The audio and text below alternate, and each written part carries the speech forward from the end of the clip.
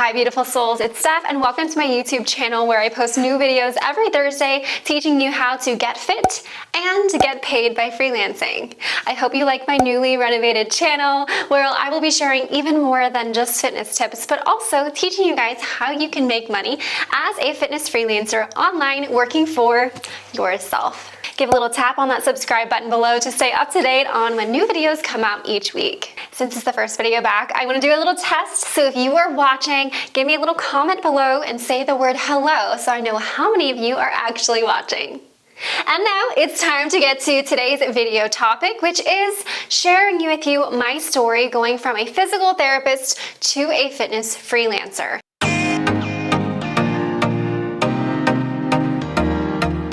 If you saw the title of this video, you probably thought I was going to sit here and tell you guys all about how I went to school to be a physical therapist and how many years I studied and what I studied and then how I went on to practice for 7 years and had a great career and blah, blah, blah, blah, blah. Well, here's the truth. I practiced and I retired early and I switched careers. All of those things are just the superficial story, right? Telling you about my careers and my education and the titles and everything. And it's just very impersonal. So today we're diving deeper and I'm going to share with you my story, starting with chapter 1 of my story, my childhood. I want you to picture this. Close your eyes. Picture this, a young little girl who's a little brunette sitting there in her outfit perfectly curated for her. Hair is perfectly straight. Her arms are like this and she's this quiet little girl sitting at the front of her classroom in elementary school. Always the first one to hand in an assignment, but always the one who was quiet and was too afraid to raise her hand and even say anything. But she was super quick and on top of things though. And this young girl was always the student to do exactly as she was told. Never speak up, never question anything, never get in trouble. Perfect little Stephanie over here in the corner.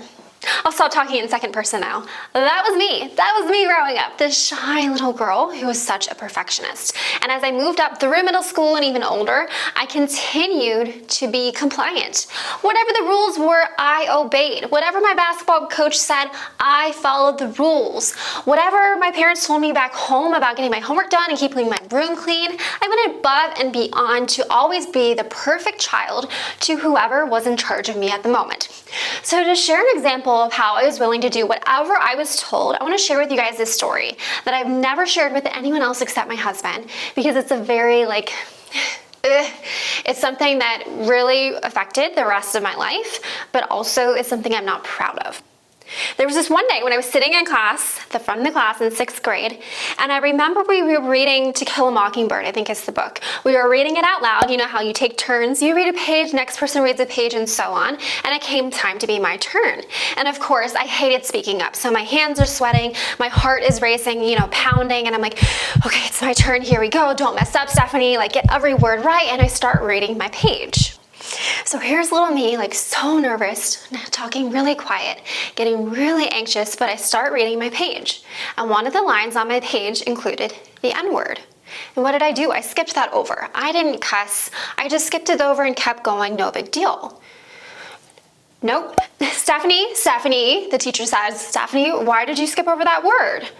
And I, explained myself, it's just not a word that I use. I don't feel comfortable saying that. Hoping she'd just let me keep going. But no, the teacher asked me, Stephanie, I would like you to restart reading that page and say the word this time. It's part of literature. It's okay to say it. I just kind of blacked out in a way. It was just okay, fine. My teacher's telling me to do this, fine. I will obey the rules. I will do as she says. So I start rereading my page, and when the N-word comes up, I say the word quietly, timidly, and immediately it just felt so wrong to say it, but I did, and we went on with the day, and that's that. And I remember at the end of the day when I got home, walked into my bedroom, closed the door, I just bawled my eyes out that night. I had given in and I'd done something that didn't feel right to me, solely because I wasn't strong enough to stand up for myself, and because I was so passive, I was so willing to just please anyone who was in charge, do as I was told, and be that perfect little girl, that I gave up some of my values to make someone else happy, to please someone else. And that's something that I will always regret doing, always regret saying. And I just thought, oh, this is awful. My teacher's forcing me to say this word. But I did. And the next day I go back into school and I go into her classroom so nervous. And of course she comes up to me and she does apologize and she realized that it was wrong of her to make me say that. But at that point the damage was done, right? And that is something that has always stuck with me throughout the rest of my life. It's this kind of repetitious lesson that kept coming up in my life. Every few years, this lesson kept repeating. It's something that has weaved its way in and out of my life over the years, and as a result, really directed the changes that I've made with my career later on in my life, which I'll share more of later. But anyways, going back to that, I was just this really timid girl who was so afraid to speak up, so afraid to go against the grain, and afraid to do anything except exactly what I was told. Even getting older, going into my teenage years, being in high school, I was raised to be this perfectionist and this people pleaser. I did whatever my parents said. I did whatever the church told me to do, whatever my coaches and instructors told me to do. And as a result, I suppressed my natural curiosity and free spirit. And instead, I was just doing my best to be this perfect daughter and perfect child of God at the time.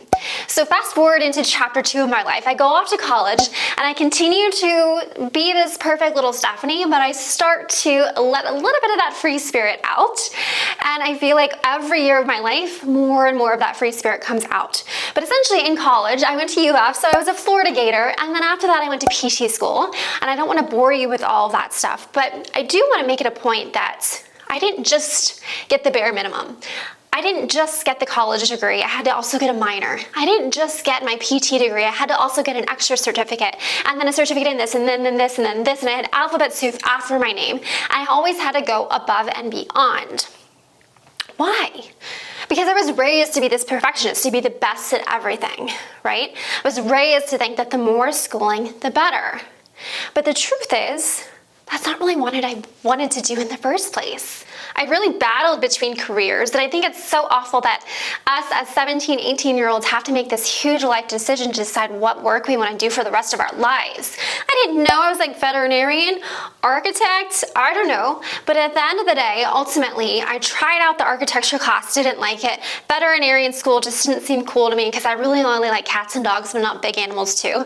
So I was like, all right, you know what actually interests me is being a wedding planner. I think it'd be cool to have my own business, be a wedding planner. I'm super good at organizing. I could curate these, special music lists and do the fashion behind it for the bridesmaids and the bride, and have all these checklists and plan everything out months in advance. That seems like the career for me. And I thought that I wanted to do that and start my own business. But in my ear, I was being told by many people that had a strong influence over me that it would be most important for me to go to college. I needed to go to college, I needed to get a degree, no matter what I decided to do. So I went to college, even though in my heart, I kind of knew I wanted to do my own thing, right? But I'm a people pleaser. So I kept doing what people told me to do, and I just went with it. So I share all that so that you guys can understand that even though I was a physical therapist, and I was a good physical therapist running my own clinic in Scottsdale, Arizona, that at the end of the day, I knew in my heart that I wasn't meant to be working for someone else, especially a very large corporate business in which I was very little importance of thousands of employees, right? I always knew I wanted to do my own thing. Now, don't get me wrong, I'm super grateful for my PT experience. The companies I worked for were great. They helped me tremendously with my career, tremendously with paying off my student loans. It was a fantastic experience, but I just didn't want to work for someone else. You see, a lot of those fears and anxieties that I had as a child and that young little girl sitting in class of being afraid to speak up, being afraid to do what I wanted, and instead just kind of doing what I was told, they kept trickling back in. And even as a successful physical therapist, I was being reminded, why do I keep just doing what they're telling me to do? I'm just doing what my boss says. I'm doing what corporate says. I'm doing what these insurances tell me to do. But I feel like things could be done better. I wish I could do things this way. I wish I could make this process more efficient. I wish I didn't have to waste time on these little minute things that are absolutely pointless, and instead could focus on what really matters, which is that relationship with the patient, helping them feel better, helping them get back to what they love.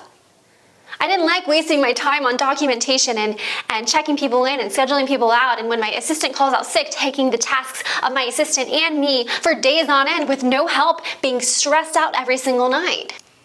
Working for someone else just felt really ineffective to me, and like I didn't have a voice. I wasn't being heard. I wasn't being appreciated. I wasn't being supported. I wasn't being held. So I just smiled and nodded and kept doing my work, kept doing the best that I could. But deep down, that little sixth grader in me kept saying, you know what? It's time to stand up for yourself, and it's time to do what you truly want to do. Yeah, you've invested all this time into this career, but guess what? You've paid off your student loans now. There's nothing holding you down. There's nothing holding you back. It is time to set yourself free and do what you truly love now. Working for a big corporation was not for me. Working 9 to 5, or technically for me, 7 to 7, was not for me. Being told that pretty soon I'd have to work on Saturdays was not for me. I needed freedom, and it was time for me to spread my wings and fly. So while I was a physical therapist, those final few years that I was practicing as a PT, I decided to take things into my own control and begin my own side hustle. And this is where my freelancing came into play. I began my own freelancing business, my own business on the side. So every night when I would get home from work, I'd sit down and have dinner, and then I'd go to my computer and work on my freelancing work. Or I'd wake up early in the morning and get some freelancing work done. So it would only be, maybe a couple hours a week, but I was making money on the side. I wasn't having to work for someone else. I wasn't having to work specific hours or certain days. I wasn't having to do inefficient tasks or do things the way I was told. No, I was the boss, I was in charge, and I got to do things the way I wanted to. And the more and more I freelanced and the more money I made, the more it built up my confidence in myself, in my work, and reassured me in what I was meant to do, which was be an entrepreneur. I've always had this entrepreneurial spirit within me, but I've kind of just held it in, right? I've kept it to myself and just let everyone else tell me what to do. But no, it was time to set her free, to set the Stephanie free that always knew she was meant to work for herself. She was meant to be an entrepreneur, and she wasn't meant to be boxed in. Which leads me to chapter 3, the final chapter of my story to lead you up to this point today. So in 2020, after having paid off student loans, built up a freelancing business, I finally retired from physical therapy early and pursued online work full time. I was an online health coach for women and a freelancer, doing the two things as my own business, no longer working for someone else, getting to fulfill the dreams of having my own business at last. A business that I could run efficiently the way I wanted to, in a creative manner, evolving over time without rules, without set times I had to work, without PTO days I was restricted to, without having to be at a certain office at a certain time, at a certain day. I was free, and it brought me so much joy. My side hustles were now my full-time things, and my freelancing business was taking off. In fact, with the pandemic, more companies were reaching out to me as a freelancer because more and more people needed to work out at home. Physical therapy offices were actually shutting down or just giving people home exercises. So they were reaching out to me as the freelancer to make these videos of physical therapy exercises or exercises using fitness equipment, home exercise workouts, so that people could still stay active and get healthy and do their PT from home even during COVID.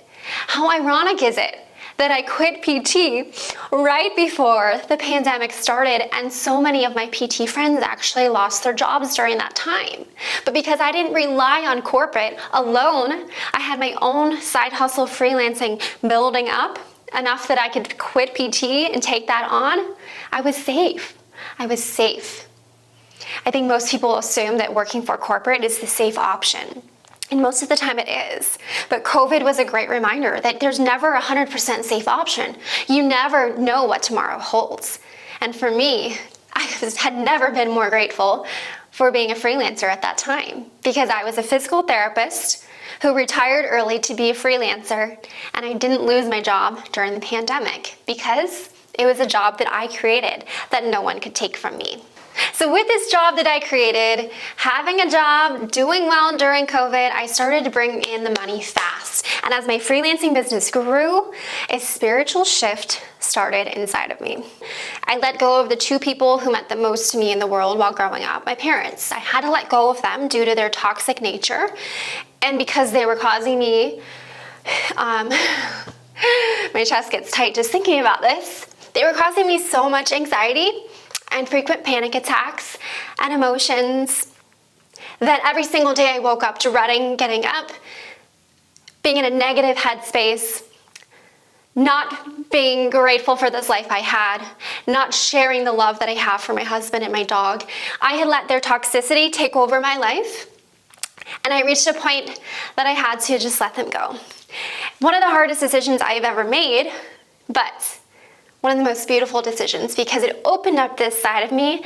I had this deep spiritual awakening in which I became more grateful than ever for this life that I have. More grateful than ever for the people I have surrounding me that are positive, that do lift me up, that do make me a better person, and do make this world a better place. And you guys, this spiritual awakening, I went on this retreat in Sedona with some of my soul sisters. You know who you are. Thank you for being there. And during these few days in Sedona, I just released it. I released all that negativity. I released the people that weren't serving me. I released the old Stephanie, that timid, quiet little brunette sitting in the classroom. I let go of her. In fact, I went to the creek and I washed her off of me. And I walked out of that creek in Sedona a new woman. A new woman who is going to make every day from there on out better than the next, who is going to pursue what she was passionate about, not what she was told to do or what she got a degree in or what made the most logical sense. No, she was going to pursue what brought her joy, what lit her up and what excited her. And you guys, this is where freelancing really took over because I realized my path, my purpose in life was to be this freelancer and to share freelancing with those of you here today because freelancing is what brought me this freedom that I now have. It's what made me feel lighter, made me feel like I can finally breathe. And this business I've built is mine. I'm no longer working long hours and awful shifts and going into the office and doing all these tasks that are a waste of time. I'm working for myself and it is so freeing to have the freedom with time and location and what sort of work I do. And so it is time that I share this freedom with you all. The freedom of becoming and being and embodying a fitness freelancer. And next week on my YouTube, I'm going to share with you what really confirmed that I was on the right path and pursuing the right dream, which was my human design. Learning about human design, diving deeper into my chart confirmed for me that this was what I was meant to do, to be here with you all, pursuing freelancing, sharing freelancing, and continuing to help women get fit and build up confidence in their body and also in their careers. If you can relate to my story or really feel called to leave a comment below, please do. I will reply to every single one. Give this video a thumbs up if you liked it. And as always, peace and love.